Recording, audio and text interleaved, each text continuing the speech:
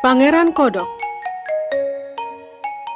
Pada zaman dahulu kala, saat permintaan hampir selalu terkabul, hiduplah seorang raja dengan putrinya yang cantik. Dia begitu cantik dan menyayangi sang raja yang selalu memberikan apapun yang dia inginkan. Ayah, aku bosan bermain dengan mainan lamaku. Aku ingin sesuatu yang baru untuk bermain. Oh, sayangku, karena kau sangat berharga, aku akan memberikan mainan yang sangat berharga yang kakekku berikan saat aku masih kecil.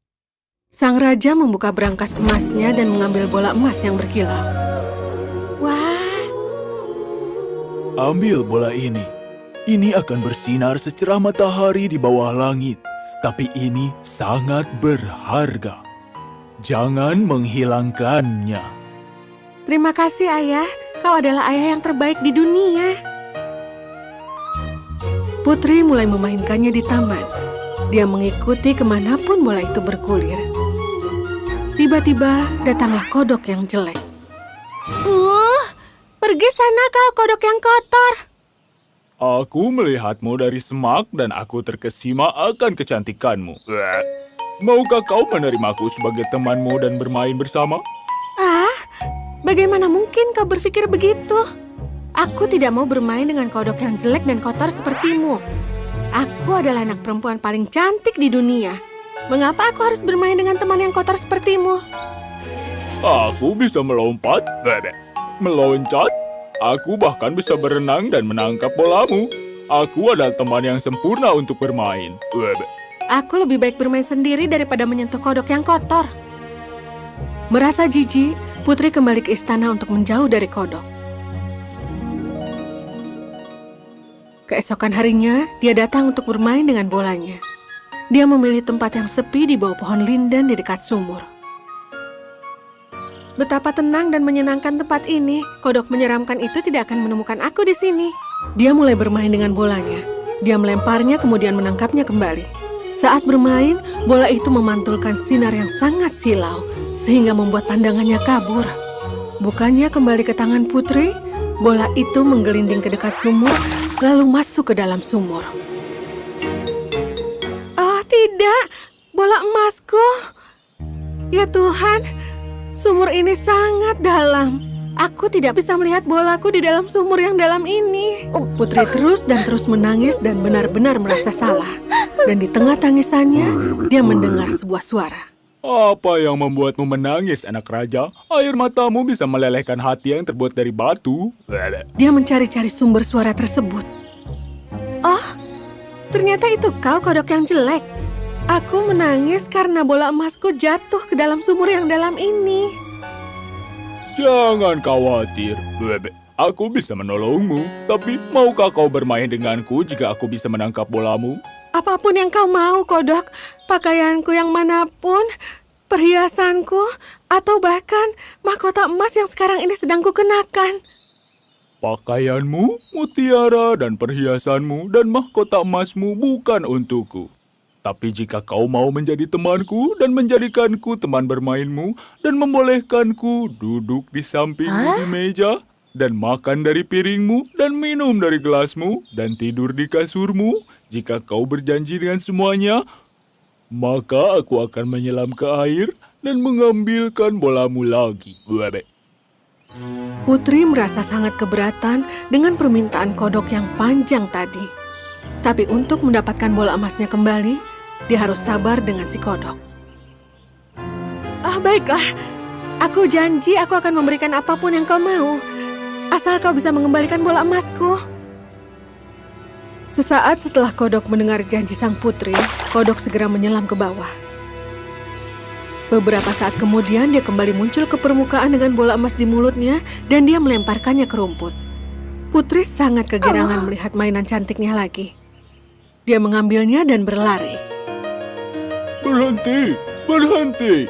Bawa aku bersamamu. Aku tidak bisa berlari sekencang dirimu. Teriakannya tidak dihiraukan oleh Putri.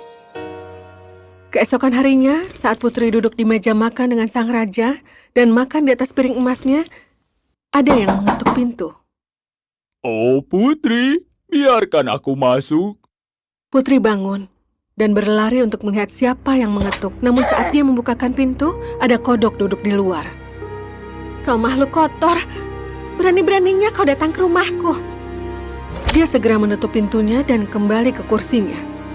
Merasa sangat gugup, raja menyadari jantung putrinya berdegup kencang. Anakku, apa yang kau takutkan? Apakah ada raksasa berdiri di depan pintu dan bersiap menculikmu? "Tidak, Ayah, tapi ada kodok yang menyeramkan." Dan apa yang kodok itu inginkan? "Ayah, kemarin saat aku duduk di dekat sumur dan bermain dengan bola emas, bola itu jatuh ke dalam sumur, dan kodok itu datang lalu mengambilkannya untukku. Dengan syarat aku harus mengajaknya kemanapun, dan aku menjanjikannya, tapi aku tidak menyangka kalau dia akan keluar dari air dan mengejarku. Dan sekarang dia ada di depan pintu dan ingin masuk ke dalam, Ayah." Putri Raja, buka pintunya untukku. Kau telah berjanji padaku. Sekali kau telah berjanji, kau harus menepatinya. Buka pintunya dan biarkan dia masuk.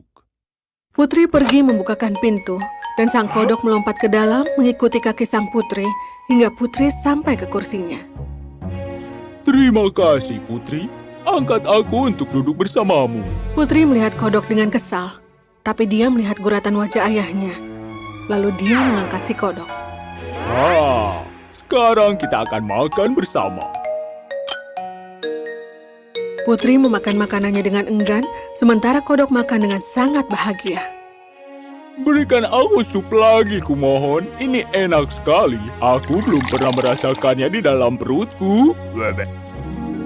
Kodok kembali melahap supnya hingga habis, tapi Putri terlihat sangat kesal. Terima kasih banyak, Putri. Aku sudah kenyang sekarang dan aku lelah. Kau harus membawaku ke kamarmu dan menyiapkan kasurmu yang lembut dan kita akan berbaring dan pergi tidur. Cukup! Kau sebaiknya meninggalkan istana ini sekarang juga, jelek. Anakku tersayang, kata-kata itu tidak pantas untuk Putri Raja. Kau telah berjanji pada kodok, kau harus menepatinya. Saat anggota kerajaan berjanji pada seseorang, mereka tidak dapat merubahnya. Ini tradisi kita yang harus kita ikuti. Putri mengangkat kodok dengan telunjuk dan ibu jarinya, diangkut ke atas dan diletakkan di sudut ruangan. Kau sebaiknya tetap di sini sepanjang malam, atau besok kau akan kulempar ke hutan. Aku lelah dan aku ingin tidur senyaman dirimu. Bawa aku atau aku akan memberitahu raja. Kau kodok yang menyebalkan. Putri mengangkatnya dan melemparkannya sekuat tenaga ke tembok. Dan si kodok tewas dengan seketika. Bangun kau kodok malas. Berhentilah berpura-pura. Putri mencoleknya dengan jarinya, tapi kodok sudah tewas. Apakah dia benar-benar mati? Oh tidak, apa yang telah kulakukan? Bangunlah kodok, aku minta maaf atas perlakuan burukku kepadamu. Putri mengangkat kodok dan mendekapnya seraya menangis, dan Putri menciumnya. Dengan ajaib, kodok membuka matanya dan seketika meloncat ke lantai. Hah? Dia tidak lagi menjadi kodok, dan seketika menjadi pangeran tampan dengan mata yang sangat indah. Ya ampun, kau siapa? Kemana si kodok tadi? Jangan khawatir, aku adalah kodok yang sama dan sekarang aku adalah pangeran. Aku akan menceritakan semuanya padamu. Saat aku seorang manusia, aku cerdas dan sombong. Aku sedang berburu di hutan, membunuh hewan-hewan. Tiba-tiba peri hutan menghampiriku. Kau manusia yang tidak punya perasaan. Binatang-binatang ini bukanlah mainanmu. Mereka adalah makhluk hidup seperti dirimu. Tuhan telah menciptakan alam yang sangat indah ini. Dan kau merusaknya. Apa mereka pernah menyakitimu? Beraninya kau berbicara seperti itu padaku. Kau tidak tahu siapa diriku. Aku adalah pangeran di kerajaan ini dan hutan ini adalah milikku. Setiap pohon, setiap hewan, dan semuanya di daerah ini adalah milikku. Pangeran yang bodoh. Alam adalah milik Tuhan. Pencipta alam semesta ini adalah Tuhan dan bukan dirimu. Kau tidak punya hak untuk membunuh binatang yang tidak bersalah. Cukup, Nyonya. Menyingkirlah. Tiba-tiba peri hutan menjadi wanita yang tinggi dan besar. Pangeran ketakutan melihatnya. Kau manusia sombong, kuubah kau menjadi kodok yang kecil. Sekarang ular di hutan ini akan memburu dan memakanmu, seperti kau biasa memburu dan memakan rusa-rusa di sini. Seketika pangeran berubah menjadi kodok.